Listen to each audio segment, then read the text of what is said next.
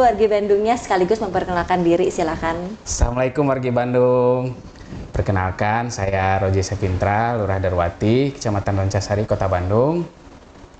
Alhamdulillah, saya di Darwati sudah dari semenjak 2023 sudah di Darwati, dan alhamdulillah berjalan dengan baik, berjalan dengan yang kita harapkan sesuai dengan yang arahan-arahan pimpinan seperti yang diinginkan oleh masyarakat juga telah. Insya Allah kita dapat untuk mengikuti apa yang masyarakat mau, apa yang pimpinan inginkan, dan laporan-laporan terus berjalan dengan baik. Baik, terima kasih Bapak sudah menyempatkan waktunya juga nih. Berarti dari tahun 2023 kemarin ya Pak ya, menjabat sebagai Lurah Darwati ini. Nah, Bapak mohon kiranya bisa dijelaskan profil dari Kelurahan Darwati sendiri, silakan. Kelurahan Darwati itu merupakan kelurahan atau batas wilayah paling ujung Kota Bandung, terutama di bagian timur agak ke selatan gitu. Kalau timur langsungnya kan di Cibiru, ujung Berung, kita bagian ke selatannya yang arah ke Majalaya, dengan luas 150,5 hektar, dengan jumlah penduduk 20.043 jiwa. Kebetulan kita sangat padat di sini gitu, dimana kalau di Darwati sendiri itu lebih banyak pemukimannya, pemukiman penduduk, bukan kompleknya hanya beberapa gitu, ada mulai dari RW 9, 10, 11, 12, 13, kita 13 RW, 5 RW itu merupakan komplek, sisanya itu perkampungan padat penduduk semua gitu. Dan kebetulan berbatasan langsung dengan Sumarekon di depannya gitu, dan sebelah selatannya lagi ada GBLA, kebetulan wilayah padat, wilayah macet juga gitu di sini. Pastinya. Nah, Bapak mayoritas penduduk di sini Pak, mata pencahariannya apa Pak? Kalau di sini banyaknya lebih ke swasta sih, swasta dan ada juga yang buruh harian gitu, ada juga yang lebih banyak lagi karyawan pabrik, sebagiannya ada juga yang mengelola UMKM seperti itu, dan ada juga yang pegawai-pegawai pemerintahan, ada juga, cuman nggak banyak. Baik, berarti memang mayoritasnya swasta ya Pak ya, swasta, untuk gitu. Di Kelurahan Darwati sendiri. Iya. Nah Bapak, pembahasan kita kali ini cukup berbeda karena kita akan membahas tentang pemberdayaan masyarakat, dan nanti di akhir kita akan membahas juga tentang pengelolaan sampah nih Pak, pastinya. Boleh. Betul, karena kan di setiap kelurahan ada berbeda ya Pak, strategi dari lurahnya masing-masing nih. Baik, nah Bapak, apa Pak pemberdayaan masyarakat yang menonjol di Kelurahan Darwati? Apakah PKK atau yang lainnya? Kebetulan di wilayah Kelurahan Darwati itu kita mengembangkan swadaya masyarakatnya yang begitu tinggi gitu. Jadi berimbas kepada pemberdayaan masyarakat yang begitu, ya alhamdulillah sejauh ini gitu. Kita PKK-nya aktif, Karang Taruna aktif, LPM, terus yang terbaru ada Puspel PP, Kampung KB, itu semua berjalan di sini. Puspel PP kita terbaik pertama se-Kota Bandung gitu, tahun 2023 kemarin. Gitu. Alhamdulillah. PKK juga selalu mendapat penghargaan. Terus kita juga pemberdayaan masyarakat, kelurahan ke-7 yang ODF 100%. Jadi akhir tahun 2022 kalau saya nggak salah itu Desember, itu kita deklarasi ODF. Terus kelurahan bersinar juga, bersinarkoba, itu melibatkan unsur masyarakat semua gitu. Kampung KB juga alhamdulillah terbaik ke-4 se-Kota Bandung. Gitu. Jadi berjalan dengan baik lah. Karang Taruna juga selalu mengadakan event-event yang sifatnya memberdayakan masyarakat. Jadi selain ada panggung, kita juga buka stand UMKM segala macam gitu, stand kesehatan kayak gitu. Jadi alhamdulillah berjalan dengan baik di sini. Baik, berarti banyak juga ya Pak keunggulan-keunggulan, apalagi pada saat Bapak menjabat nih ya, tahun 2023 kemarin. Baik, nah Bapak, di samping pembangunan infrastruktur Pak, ada potensi apa saja di Kelurahan Darwati ini? Dan bagaimana aparat kewilayahan memfasilitasi potensi-potensi tersebut? Kalau potensi yang jelas terlihat di sini teh UMKM walaupun nggak banyak, cuman agak menonjol gitu, seperti model kita ada di 3 RW, RW 11, RW 7 sama RW 8 itu ada telur asin. Telur asin. Ya, itu sampai di keluar kota itu. Tanpa mereka masih usaha rumahan gitu, Betul, tapi betul, sudah betul. sampai ribuan butir per hari itu produksinya. Selain itu kita ada juga yang dari pengolahan sampah juga, bisa dari sampah anorganiknya jadi kerajinan-kerajinan, itu juga berdaya jual tinggi. Alhamdulillah betul. gitu.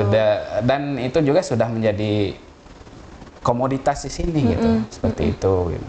Baik, nah berarti tadi ada produk UMKM-nya nih Pak. Ada. Kalau untuk jumlah UMKM di Kelurahan Dharwatinya ada berapa Pak Kalau kira-kira? jumlah UMKM sih nggak terlalu banyak ya?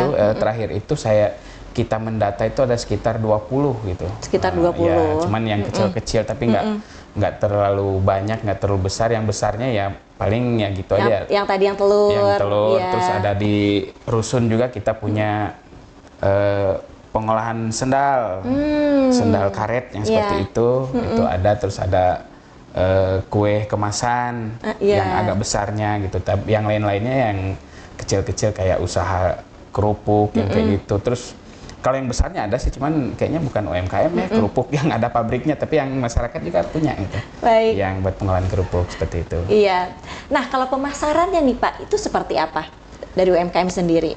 Kalau pemasarannya ya seperti biasa aja sekarang, apalagi sekarang udah digital ya Pak udah ya? digital, Betul. udah online juga. Sosmed gitu ya, betul. bisa.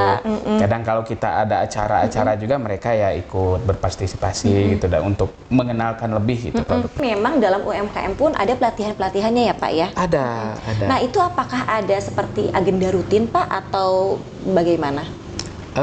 Kalau kita kebetulan ya, kalau di Musrenbang, terkadang emang usul dari kita, terkadang ada usul dari masyarakat sekitar, dari RT, dari RW.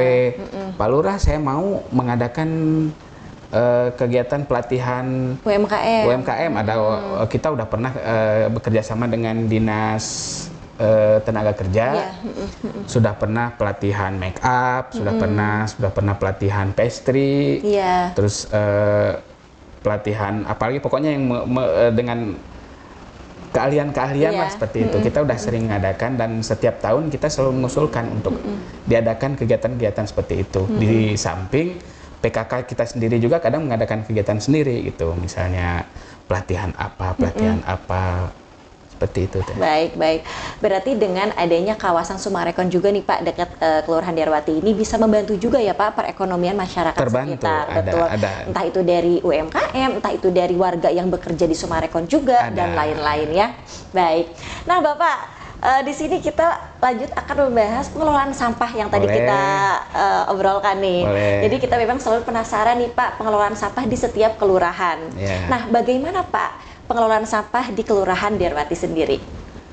Kalau Kelurahan Dharwati ya, walaupun kita pernah krisis sampah ya, alhamdulillah di sini tidak terjadi gitu Teh. Gitu. Selain kita punya yang di Kelurahan Dharwati sendiri punya 3 TPS aktif gitu. Itu kita punya, walaupun sekarang sudah tidak digunakan untuk membuang sampah organik ya karena bau. Sampah organik dari akhir tahun kemarin mengikuti program pemerintah, dan alhamdulillah berhasil di sini. Kita magotisasi. Alhamdulillah antusias masyarakat tinggi, dan si programnya berjalan dan magotnya benar gitu. Kita udah mengecek ke tempatnya, emang benar-benar berkembang gitu, dan bisa menanggulangi lah untuk sampah-sampah organik. Dan kebetulan gitu secara di Dharwati juga udah dari 3 tahun ke belakang kita udah pemilahan sampah gitu.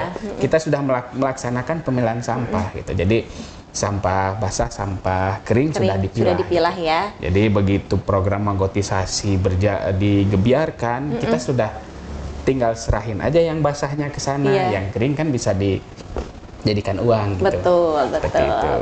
Berarti memang untuk pengelolaan sampah organiknya menggunakan teknik magotisasi ya Pak ya? Magotisasi yang paling menonjol Betul. gitu. Di samping itu juga kan ada Kang Empos Ada juga Kang ada Empos juga. gitu.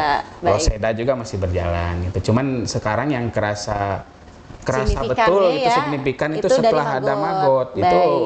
sangat membantu Ya. itu. Soalnya banyak ininya gitu yang bisa masuk ke sana gitu. Iya. Ini dari tahun berapa Pak sudah menggunakan teknik magotisasi? Kalau magotisasi kebetulan kan kita dibangun rumah magotnya November tahun kemarin. Kemarin setelah Jadi, Bapak menjabat berarti ya? Ya, dari November dibangun, Desember udah mulai percobaan, Januari udah mulai gebiar di sini gitu.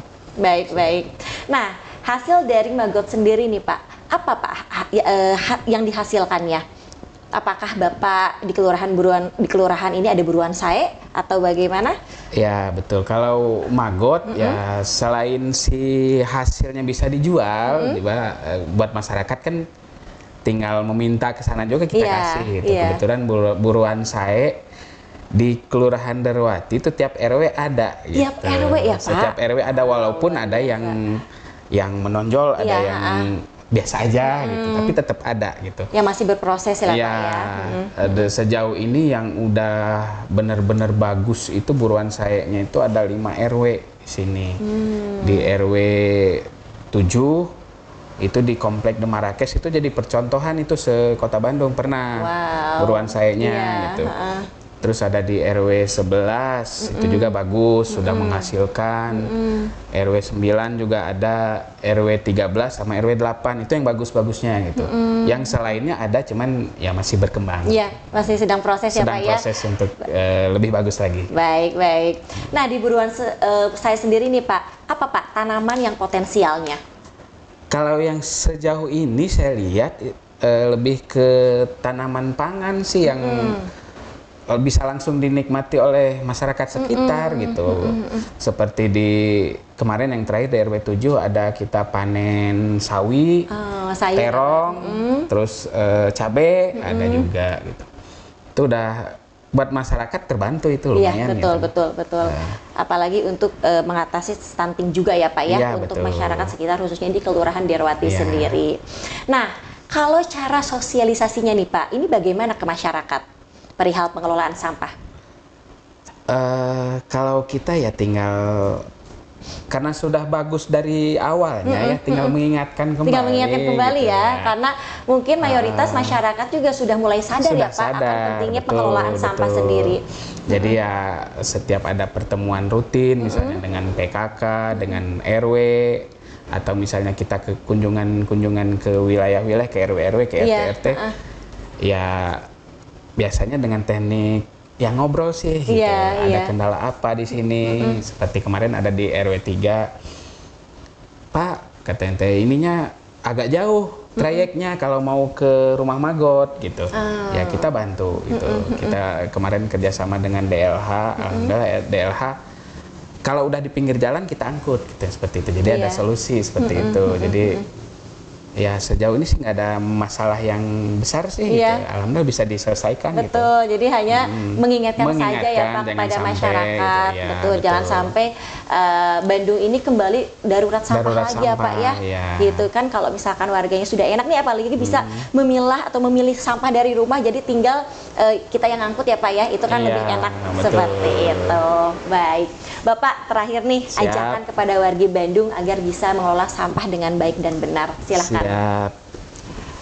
Hayu warga Bandung, tidak ada yang susah kita untuk memulai dari diri sendiri, ya minimal kita untuk memilah sampah yang mana yang masih bisa digunakan kita bisa jual atau kita bisa sumbangkan untuk orang lain mendapatkan manfaatnya, sementara yang sampah basah sekarang juga bisa menjadi nilai ekonomis. Kita sudah punya rumah magot, sudah punya Kang Empos segala macam, itu bisa digunakan dan hasilnya bisa dinikmati, bisa dibagikan, bisa untuk kita jual juga. Jadi ya selain bersih dari kitanya, bersih lingkungan kita, dan kita juga mendapatkan hasil yang nyata dari sana gitu. Mungkin itu yang bisa disampaikan. Iya, betul sekali Pak. Selain memang menjaga lingkungan bersih dan sekarang tuh bisa menghasilkan juga ya Pak. Betul. Entah dari organik atau anorganik.